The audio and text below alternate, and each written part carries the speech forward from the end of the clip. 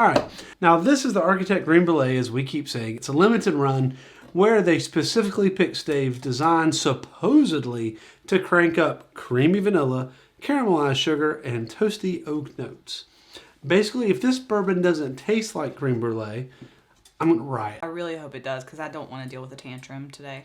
So this is finished with French oak staves, the custom creme brulee profile from Riot, and it will come in around between $70 to $75 if you can find it. It's a limited release, and I'm sure people are just snatching this up like Beanie Babies at Christmas. They're just disappearing off the shelf.